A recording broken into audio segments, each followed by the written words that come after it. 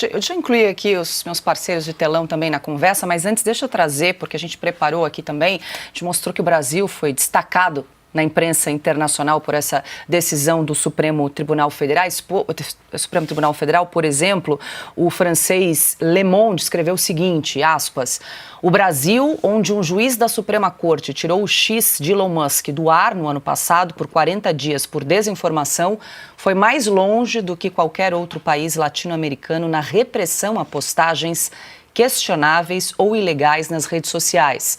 Fecha aspas. Já o americano Washington Post sugeriu que a decisão do Supremo incomodou a relação entre a nação sul-americana e o governo dos Estados Unidos. Disse também o seguinte, os críticos expressaram preocupação de que a medida possa ameaçar a liberdade de expressão se as plataformas removerem preventivamente conteúdo que possa ser problemático.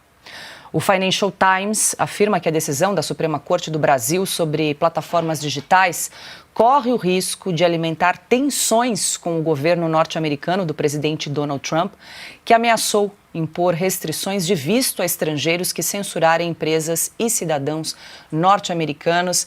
Ana, tem pergunta para o professor Marcílio, a gente está aqui repercutindo algumas manchetes internacionais sobre essa decisão do Supremo que foi finalizada ontem aí, por 8-3. Pois é, boa noite, professor. E essas publicações nem são consideradas, assim, de direita, né? São publicações muito mais alinhadas à ala esquerda, político-ideológica, e estão já com alerta ligado. Professor, na verdade, a pergunta que eu tinha era exatamente a pergunta que o Augusto fez, então eu vou para outra. Existe ainda algum espaço para o legislativo reagir em relação a isso ou não? Acabou, é um caminho perdido para o Brasil.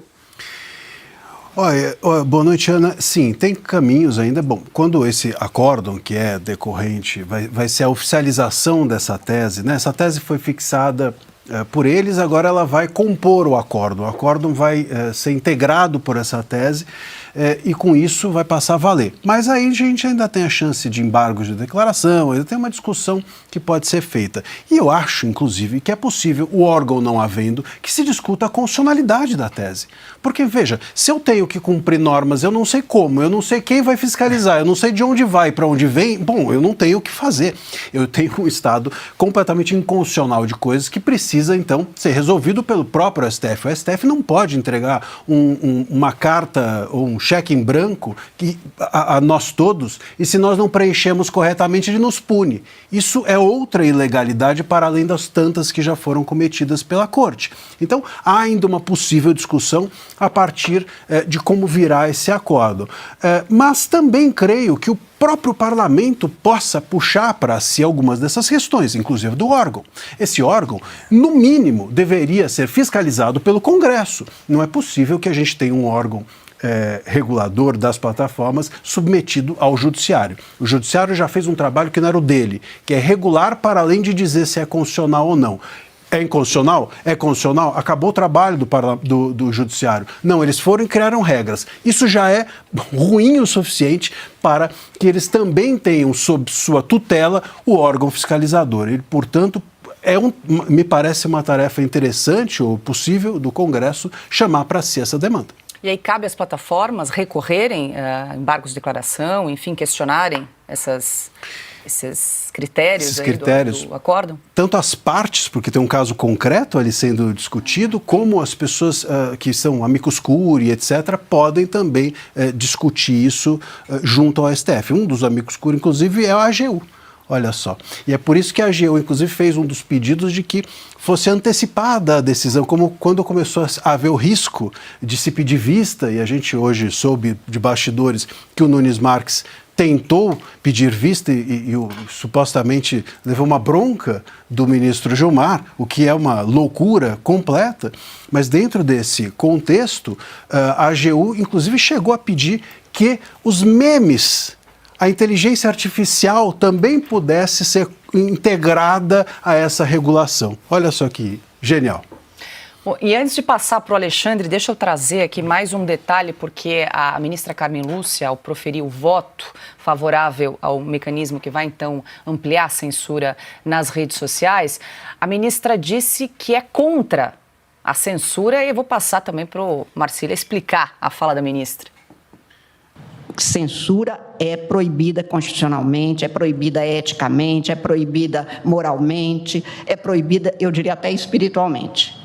Mas não pode também permitir que nós estejamos numa ágora em que haja 213 milhões de pequenos tiranos soberanos. Soberano é o Brasil, soberano é o direito brasileiro.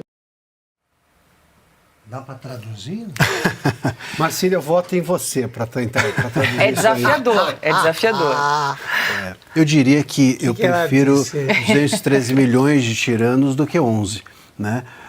Eu acho que uma democracia é exatamente isso. Se existe uma tirania, a tirania é de todo mundo. Porque aí a tirania se dilui. Quando ela se concentra em 11 que estão dentro do STF, aí me parece que ela é totalmente ilegítima, e esse é o ponto que dá para entender do que ela falou. Ela disse outras, eu até mencionei o discurso de ódio, ela chega a falar isso, por incrível que pareça, ódia, porque é contra as mulheres. Então, eles agora também querem criar regras para a gramática, não basta para a Constituição, eles estão avançando também a respeito da língua portuguesa, mais do que já se avançou em relação à linguagem neutra. Mas isso mostra como o STF pensa as redes sociais. Sempre de uma forma agressiva. O próprio ministro Toffoli, em algum momento, comparou a liberdade de expressão com vender armas. Então, plataformas que vendiam metralhadoras seriam mais ou menos a mesma coisa que plataformas que abrigavam a liberdade de expressão para o ministro Toffoli. Isso mostra como eles pensam que a liberdade de expressão deve ser uma espécie de... deve ser possível dentro de um contexto, por exemplo, de livros, dentro de um contexto acadêmico, dentro de um contexto de iguais a eles, que acreditam que são os civilizados. Mas dentro das redes sociais, onde todo mundo e qualquer um pode falar, aí não. Aí ali a censura deve acontecer. E isso explica, me parece, a fala da ministra, que entende que censura a amedronta e, ao mesmo tempo, censurou as redes com seu voto.